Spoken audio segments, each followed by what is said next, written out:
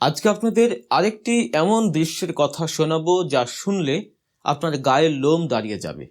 ক্ষমতার মসনদ কতটা পিচ্ছিল আর বেঈমানদের শেষ পরিণতি কতটা করুণ হতে পারে তার জলজ্যান্ত প্রমাণ আজকের এই ঘটনা।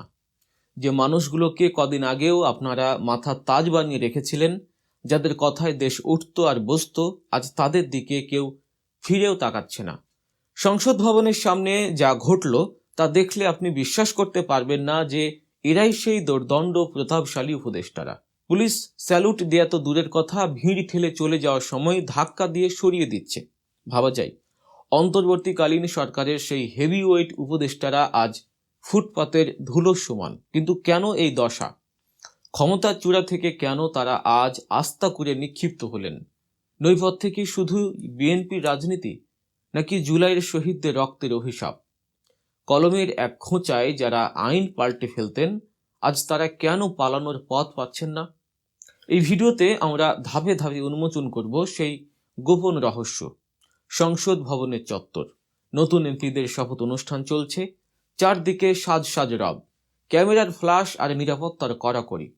ঠিক এই জমকালো আয়োজনের এক কোনায় চুপচাপ এতিমের মতো দাঁড়িয়ে আছেন বিদায়ী অন্তর্বর্তীকালীন সরকারের দুই আলোচিত সমালোচিত মুখ, আইন উপদেষ্টা আসিফ নজরুল এবং পরিবেশ উপদেষ্টা সৈয়দা রিজওয়ানা হাসান। তাদের সামনে দিয়ে বিএনপির বাঘা বাঘা নেতারা গটগট করে হেঁটে যাচ্ছেন, কিন্তু কেউ তাদের দিকে একবার ফিরেও তাকাচ্ছেন না। কোনো কুশল বিনিময় নেই কোনো ন্যূনতম সৌজন্যতা। বেচারা আসিফ নজরুল আর রেজওয়ানা হাসানের ফ্যালফ্যাল করে তাকিয়ে দেখা ছাড়া আর কিছুই করার নাই। অপমানের কি এখানেই শেষ? না, আরও আছে। একই ফ্রেমে দেখা যাচ্ছে সাবেক পররাষ্ট্র উপদেষ্টা তৌহিদ হোসেনকে, যিনি কদিন আগেও বিশ্ব নেতাদের সাথে মিটিং করতেন। আজ তিনি ভিড়ের মধ্যে একা একা দাঁড়িয়ে মোবাইল টিপছেন, কেউ তাকে পাত্তা দিচ্ছে না। ঠিক সেই মুহূর্তেই ঘটল এক অভাবনীয় ঘটনা। পুলিশের একজন সাধারণ সাব ইন্সপেক্টর ভিড় সামলাতে গিয়ে সাবেক এই উপদেষ্টাকে রীতিমতো ধাক্কা দিয়ে সরিয়ে দিলেন। অথচ এই পুলিশই কদিন আগে এদের সামনে স্যার করতে করতে মুখে ফেনা তুলে ফেলত। এই দৃশ্যই প্রমাণ করে ক্ষমতার পালা বদলে এই উপদেষ্টারা আজ বিএনপির কাছে কেবলই ইউজ অ্যান্ড থ্রো বা ব্যবহার করে ফেলে দেয়া টিস্যু পেপারের মতো। সোজা বাংলায় বলতে গেলে এরা এখন অবহেলিত, মেয়াদোত্তীর্ণ এবং পচা মাল। কিন্তু প্রশ্ন হলো, এই পরিস্থিতির সৃষ্টি হলো কেন? একটু ফ্ল্যাশব্যাকে ফিরে যান।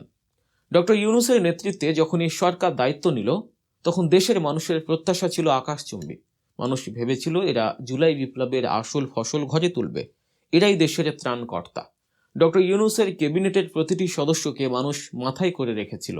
কিন্তু সেই ভালোবাসা ঘৃণায় রূপ নিতে খুব বেশি সময় লাগেনি। ক্ষমতার লোভ, ব্যক্তি স্বার্থ আর বিদেশি প্রভুদের প্রেসক্রিপশন বাস্তবায়ন করতে গিয়ে এরা জুলাইয়ের আমানতকে ধুলোয় মিশিয়ে দিয়েছে। জনগণ যে আশা নিয়ে বুকের তাজা রক্ত ঢেলে দিয়েছিল, এই উপদেষ্টারা সেই রক্তের উপর দাঁড়িয়ে নিজেদের আঁখের গুছিয়েছেন। এই পতনের শুরুটা কিন্তু আজকের নয়। গত বছর ডক্টর ইউনূসের সেই বিতর্কিত লন্ডন বৈঠকের কথা মনে আছে? লন্ডনের হিমশীতল রুমে বসে যখন মাস্টার প্ল্যান সাজানো হলো, মূলত তখন থেকে দেশের সচেতন মানুষ সন্দেহ করতে শুরু করেছিল। বোঝা যাচ্ছিল এই সরকার আর নিরপেক্ষ নেই, তারা একটি নির্দিষ্ট দলকে ক্ষমতায় আনার সিঁড়ি হিসেবে কাজ করছে।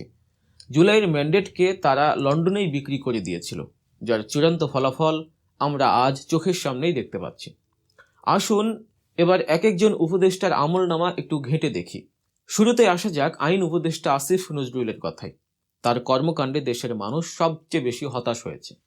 আইনের শাসনের নামে তিনি যা করেছেন তাকে প্রহসন ছাড়া আর কিছু বলা যায় না। একদিকে তিনি গণহারে স্বৈরাচারের দোষরদের খুনি আসামিদের জামিন দিয়ে মুক্ত করে দিয়েছেন, আর অন্যদিকে জামায়াত শিবিরের হাজারো তরুণের পুরনো রাজনৈতিক মামলাগুলো ইচ্ছে করে জিইয়ে রেখেছিলেন। জুলাই বিপ্লবের আকাঙ্ক্ষা তিনি মানেননি। তিনি নির্লজ্জের মতো একটি বিশেষ দলের এজেন্ডা বাস্তবায়নে ব্যস্ত ছিলেন। এসব কারণে আজ দেশের আপামর জনতা তাকে দেখলে জুতা পেটা করতে চায়। তিনি ভেবেছিলেন একটি দলকে খুশি করলেই তার গদি ঠিক থাকবে, কিন্তু তিনি ভুলে গিয়েছিলেন জনগণই সকল ক্ষমতার উৎস, যেটা গণতন্ত্রে বলে। আইন উপদেষ্টা যখন বিচার নিয়ে খেলছিলেন, তখন পরিবেশ উপদেষ্টা সৈয়দা রিজওয়ানা হাসান কি করছিলেন? দেশের মানুষ যখন দ্রব্যমূল্যের ঊর্ধ্বগতি, চাঁদাবাজি আর সিন্ডিকেটের যন্ত্রণায় পিষ্ট, তখন তিনি মেতেছিলেন এক অদ্ভুত এলিট পরিবেশবাদ নিয়ে। গাড়ির হর্ন বন্ধ করা, সেন্ট মার্টিন দ্বীপে পর্যটক নিষিদ্ধ করার মতো বিলাসিতা নিয়ে তিনি ব্যস্ত ছিলেন। রাষ্ট্র মেরামতের মতো সিরিয়াস ইস্যুগুলো বাদ দিয়ে তিনি পড়ে রইলেন লোক দেখানো সস্তা ইস্যু নিয়ে। মানুষের মনে তখন প্রশ্ন জেগেছিল, এরা কি আসলেই দেশ চালাতে এসেছে নাকি এনজিও চালাতে এসেছে? আর এই জনবিচ্ছিন্নতায় আজ তাকে একা দাঁড়িয়ে থাকতে বাধ্য করেছে। দর্শক, ভিডিওর এই পর্যায়ে একটি কথা না বললেই নয়। আপনারা যারা এখনও আমাদের চ্যানেল গল্প নিউজ সাবস্ক্রাইব করেননি, তারা এখনই সাবস্ক্রাইব করে বেল আইকনটি বাজিয়ে দিন, কারণ আমরাই তুলে আনি পর্দার আড়ালের আসল সত্য। চলুন আবার ফিরে যাই মূল আলোচনায়। সবচেয়ে বড় বেঈমানের ইতিহাস যিনি রচনা করেছেন তিনি হলেন নিরাপত্তা উপদেষ্টা খলিলুর রহমান। ডক্টর ইউনূসের সবচেয়ে কাছের লোক হিসেবে পরিচিত এই খলিল সাহেব নিজেই এখন যোগ দিয়েছেন বিএনপির সরকারে।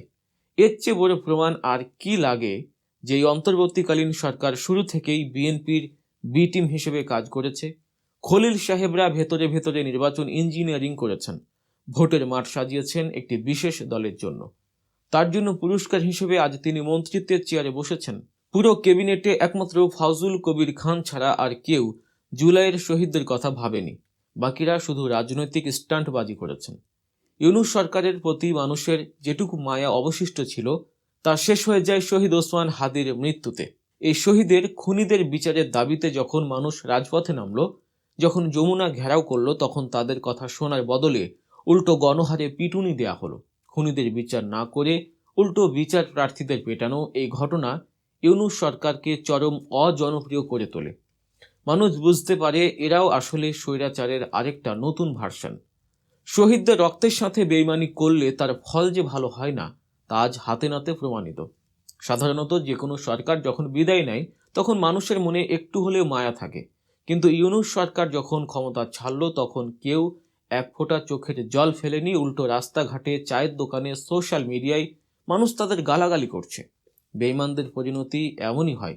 জনগণ যেমন মাথায় তুলে নাচতে পারে, তেমনি বেইমানি করলে সেই জনগণই ডাস্টবিনে ছুঁড়ে ফেলতে এক মুহূর্ত দ্বিধা করে না।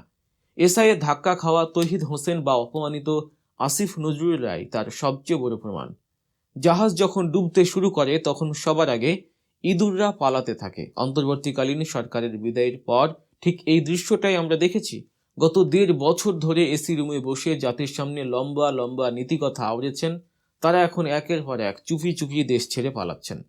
খবর নিন, ইউনূস সাহেবের ডাক ও টেলিযোগাযোগ উপদেষ্টা ফয়েজ আহমেদ তৈয়ব কোথায়? বিএনপি ক্ষমতা পুরোপুরি বুঝে নেওয়ার আগেই তিনি দেশ ছেড়ে সোজা নেদারল্যান্ডে পাড়ি জমিয়েছেন। শুধু কি তাই, ডক্টর ইউনূসের আন্তর্জাতিক বিষয়ক উপদেষ্টা লুৎফে সিদ্দিকীও নাকি ইতিমধ্যে দেশ থেকে ভেগেছেন।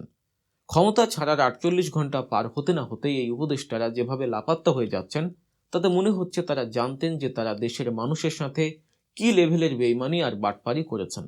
অনেকে হয়তো ভাবছেন এই উপদেষ্টারা কি শুধু বিএনপির ভয়ে পালাচ্ছেন। উত্তর হলো না।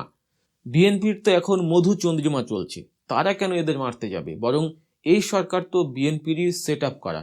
উপদেষ্টাদের দেশ ছাড়ার আসল কারণ হলো জনতার পিটুনি খাওয়ার ভয়। তারা খুব ভালো করেই জানেন জুলাইয়ের আকাঙ্ক্ষাকে গলা টিপে হত্যা করে তারা যে নির্বাচন ইঞ্জিনিয়ারিং করেছেন এবং শহীদ হাদির মতো তরুণদের খুনিদের বাঁচিয়েছেন, তাতে সাধারণ মানুষের বুকে ক্ষোভের আগুন জ্বলছে।